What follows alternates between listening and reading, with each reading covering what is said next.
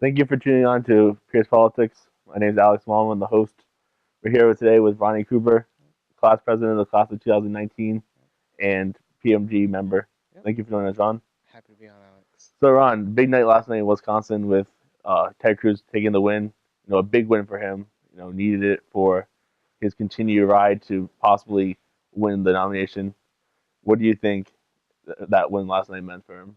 I don't think it was a shocker as many people, a lot of people don't realize that he was endorsed by the highly popular Wisconsin governor, former presidential candidate Scott Walker, first person to drop out. And so that carried a lot of weight with him. And, people are just going against Donald Trump because he's just divisive to the Republican Party. They're doing anything they can to try and usurp a little bit of his momentum. And last night was a big turning point for the Ted Cruz campaign, but also for the Republican Party, and a way to try and bring a brokered convention. So, do you think that the win last night represents a strong united front for Ted Cruz, or do you think it's a united front against Donald Trump? I think it's the united front against Donald Trump, not against, because no, unless it was just unless it was just Ted Cruz, Donald Trump, it will never be, everyone supporting Ted Cruz against Donald Trump. It's just everyone not supporting Donald Trump. What do you think that says about our politics? That. I think it says a lot about the Republican Party that they are gerrymandering the rules for the next convention to try and, disenfranchise Donald Trump from from a potential nomination. So you think that Donald Trump's right when he says that he should be able to be the nominee because he has the majority so far, Well, you got to. even if he comes has the most votes and he's not the majority. Do you think he still should be the nominee? It's about majority rule, not plurality rule. And if you want to get into plurality, more people don't want Donald Trump than do, and that's going to be a huge thing when it comes to the, I believe, 40B rule for the RNC and for the convention for them to be considering when they're deciding, should we even run the risk of letting Donald Trump, someone we know we can't control, who's been very divisive, who has been very harsh towards us, get the nomination. But do you think it's fair that someone like Ted Cruz, who also doesn't have a majority, or someone like, you know, say John Kasich, doesn't have the majority, or someone like Mitt Romney hasn't even run for president this year, has the opportunity to be the nominee over Donald Trump, even though Anyone, I would take a Ted Cruz potential nomination over Donald Trump any day. At least we know what he stands for. Donald Trump flip flops on everything. Well, do you think that it's fair though that Oh, that's totally fair because they want a candidate who is more likely to be electable, less likely to be attacked. I think personally that'd be someone like John Kasich, governor of the swing state, which you need to lock down the nomination. see one problem though is Donald Trump has tapped into a lot of electric that never voted before, never were Republicans before. So how do you think the Republican Party is going to be able to overcome that if they do not choose Donald Trump as the nominee, assuming that Republicans would vote for Donald Trump no matter what if he was the nominee of the Republican Party, at least a strong majority. But you can't say that for necessarily for Donald Trump, as he taps into people who are not necessarily Republicans or strong-willed Republicans. So you're saying why, like, Why? How can the Republican Party justify the fact that they are going to pick someone that has brought in people to the party that never voted before, Donald or Trump doesn't represent the Republican ideal. He doesn't represent conservatism, and that's a lot of the arguments that are being made against him. but how do you think that the Republican Party is going to be able to overcome that in the general election if they have so many people who come out to vote for the first time in primaries, New Hampshire, New York coming up? I'm sure there'll be a large majority. Florida, people who never voted before, people who never voted for a Republican before, come out to vote for Donald Trump. Those people necessarily aren't going to vote for the Republican candidate. So how do you think the Republican Party is going to be able to overcome that, assuming that those people wouldn't vote for? Donald Trump is not in any position to win the presidency. He may be in potentially uh, in a good stance to win the nomination, but against Hillary Clinton, he flounders. And the Republican Party, as well as the silent majority and all the people who do support him, need to understand that when the Republican Party chooses their nominee, much like with what the Democratic Party does, whether it be Hillary Clinton or Bernie Sanders, they're picking someone they think can win in the general. And Donald Trump for the Republican Party does not represent that sort of idea. And even though it would upset the silent majority, it's necessary to upset them, But You have to show a united front behind the candidate they do choose, and I think that's the tone, and that's their focusing point at the convention. But who do you think it's going to be? Obviously, Ted Cruz is not the united conservative. He created the Tea Party to go against the Republican establishment in 2010. So who do you think it's going to be? You think it's going to be I Johnny don't K- I don't Johnny think John Kasich? Kasich has the necessary name recognition to be their nominee, but also Ted Cruz is disliked by so many people, Republicans and Democrats, that he is even a worse chance than John Kasich, in my own opinion, but it's still a better chance than Donald Trump. So you think Ted Cruz has a bad chance against Hillary Clinton or Bernie Sanders to be the To president of the United States? to be better than Donald Trump, but I still think the Democrats, by and large, have a Why is that? Why is that? because look at how this whole nomination process has been for them. Ted Cruz announced April of 2015, and since then it's just been meandering. It's just been uh, doggery towards Hillary Clinton and just negative comments and what like that. The entire you can really look at the entire Republican Party in Donald Trump's tweets. It's just divisive. But you say that a lot of the negative comments is going to hurt the Republican Party come November. With that being said, we're starting to heat up in the primary with the Democrats. Bernie Sanders making cheap shots at Hillary Clinton about the debate schedule and how she was against it, and some negative attacks from both sides for sure. Warranted with the fact that it is a very intense primary. But how do you think that's going to play out? Bernie Sanders, for all purposes, is most likely not going to be the nominee of the Democratic Party as it stands now. He doesn't have enough super delegates, and he doesn't really necessarily have enough delegates in general. But do you think that his rhetoric right now is going to hurt Hillary Clinton come November His rhetoric has just been substantive. He's not been attacking Hillary Clinton on anything except for her policies, her in the debate record. schedule? Yeah, and the debates. Well, that's also somewhat substantive. There's a reason behind it. Donald Trump was and Marco Rubio, even though he dropped out, they were arguing over the size of their genitals. That's not something that that just shows how childish he is. That's something easily any Democrat or other Republican could easily attack him for, and I think that's definitely going to hurt them in the long run. So who do you think that we got Bernie Sanders, someone who is from Vermont, independent junior senator, versus the Hillary Clinton machine, obviously one of the most known politicians in America and internationally from America. Fighting it out. The underdog versus the Goliath. Who do you think from the Democratic Party side is the best candidate to be the president of the United States? I think the best candidate would be Hillary Clinton. Not saying that I support her necessarily, but first of all, she's going to win because this is her second time around. She's already ran a very fierce ground game in 2008, where she went almost to the convention, finally conceding to Barack Obama. The only way I could see Bernie Sanders winning is if the superdelegates decided to change all of a sudden to vote the way their constituents did.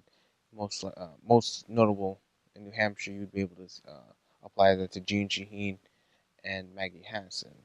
But that's not going to happen anytime soon. So a Clinton, nomination and a potential presidency is almost guaranteed. But from a young person's perspective, you see a lot of Bernie Sanders fans on campus throughout your career in politics, and just now in general on Facebook, Twitter, whatever it is. You see a lot of different tweets, Facebook posts about Bernie Sanders. So how do you think that's going to play out with young people come November when they have to vote for Democrat or Republican, and the Democratic Party kind of in a way pushes Sanders out and allows Hillary Clinton to walk in? It's not that they're pushing him out. From a perspective that Bernie Sanders is playing right now and the media will play in November. Yeah, but the thing is, they're not pushing him out. It's a fair process. Oh, I agree, but how do you think that's going to play out with young people from? If they understand it like I do, then they'll understand it's completely fair and justified. Unless they do actual research into it, they're going to be angry for reasons that are, just because it's completely fair if they were to push him out, basically. Not with merits at all, but I'm saying from a young person's perspective, college age student, 20 years old, never voted before, really was never interested in politics until Bernie Sanders started talking about, reform the criminal justice system, college being free, uh, you know, free healthcare for all, and then they find out that from Bernie Sanders and from the media and stuff like that, that they are their candidate, their believer, their revolutionary captain was pushed out because of big politics. Do you think that's going to hurt the Democratic Party and maybe possibly even help the Republican Party in a way? I don't think it will, because like, again, people in general, even if you don't follow politics, you know things that people like Donald Trump, the Republican Party, have been saying, and so I think the Republican Party is just helping the Democratic Party take the White House again in 2016. Right. Moving on though, past 2016, obviously 2020, 2024, the midterm elections, Senate races, which are going to be pretty big. Martin O'Malley possibly running in 2020, the most likely candidate, young moderate.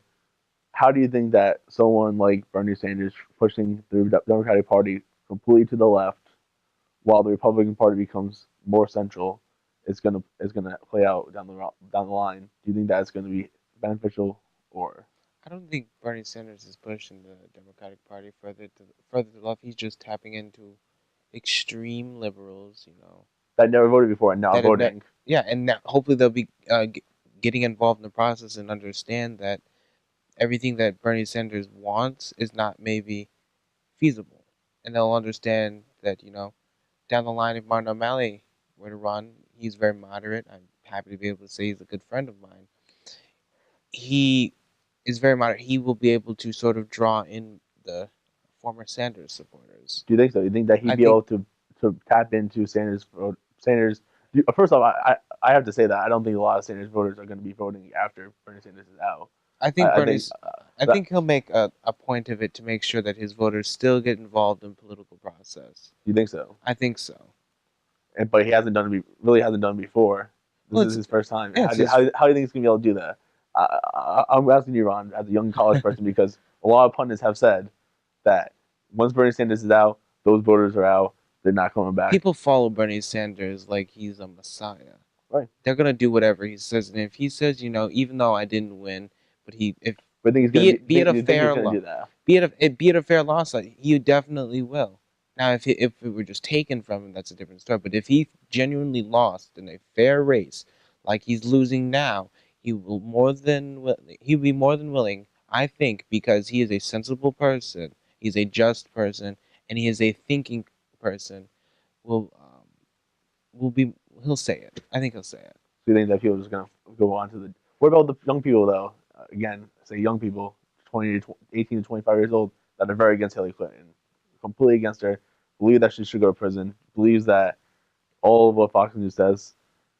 They're voting Republican as it is. Their votes are wasted. So. All right, thank you for joining us, Ron. We'll be back next time. We gotta go to SGA now, so yeah. Take care. Thanks. That was a great workout today. I know, I'm really happy with our progress. I'm so glad we're living a healthier lifestyle. I know, it's awesome. So you coming to the party later tonight? Yeah, obviously I'll be there. Oh, word. So, Can't wait. see you later. See ya.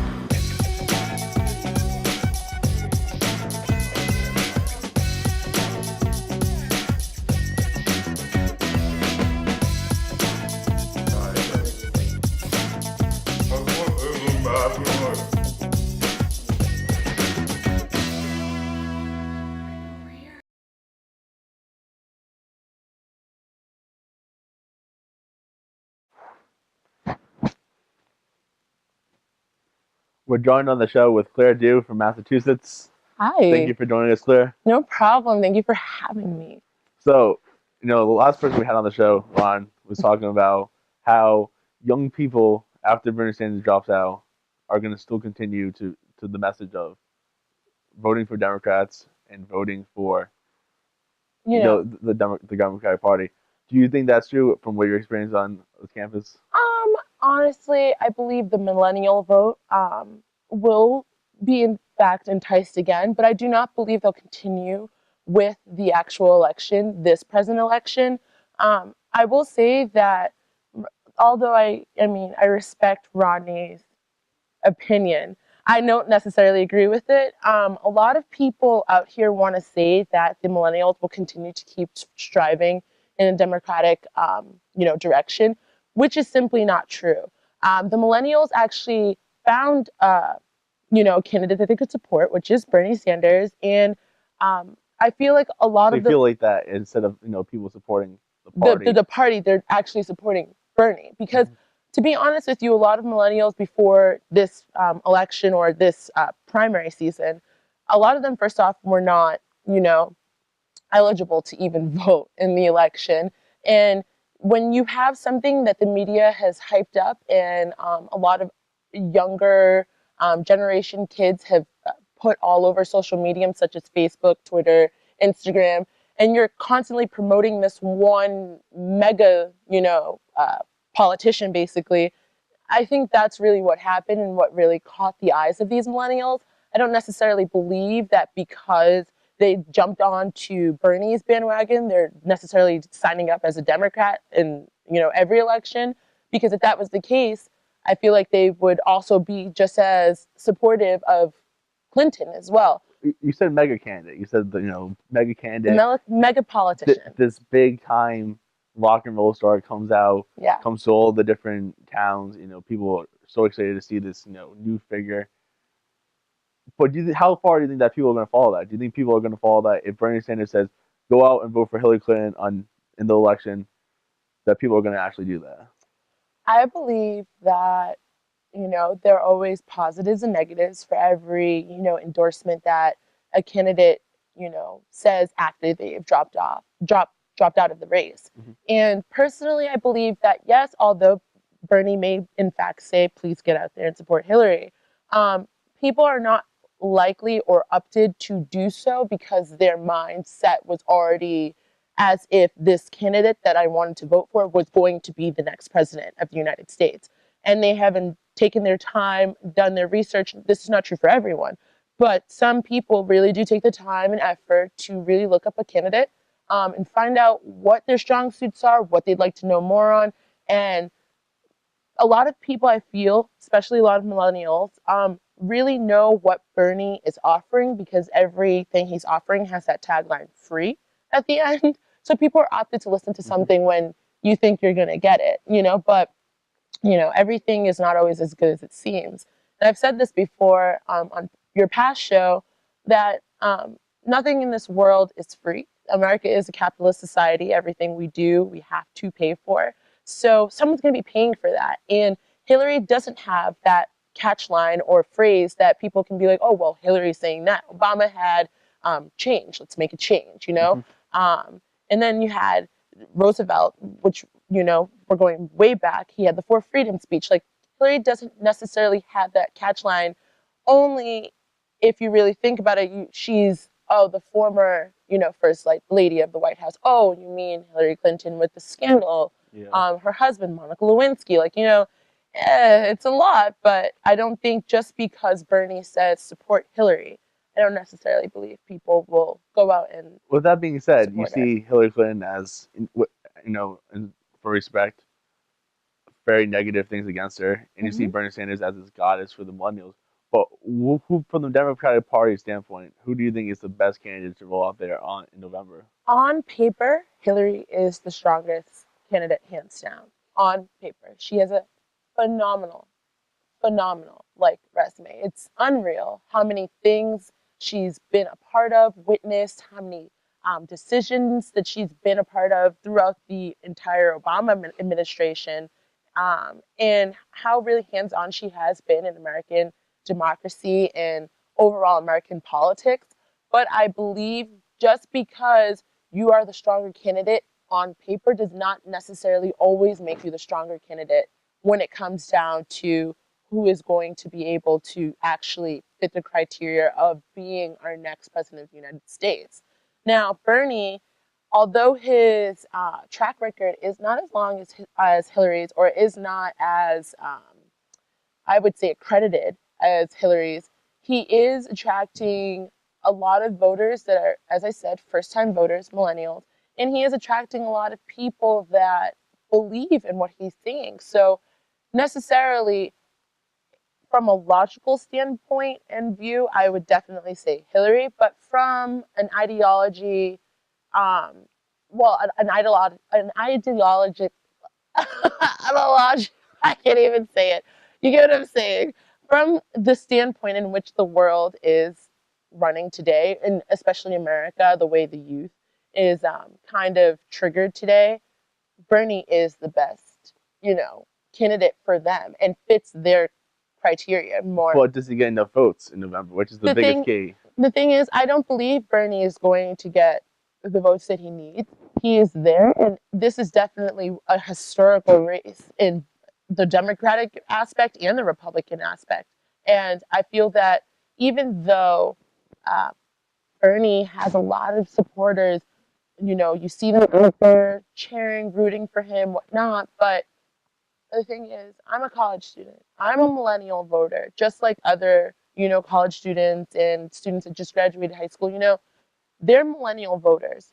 And one thing I can say is sometimes it's not always best to back your dollar on, a fresh kid out of college, you know what I'm saying? Or just somebody who's just first time voting. Like, you have more luck getting someone who is first time voting than an experienced voter or someone who's been out there and able to vote for a few years now.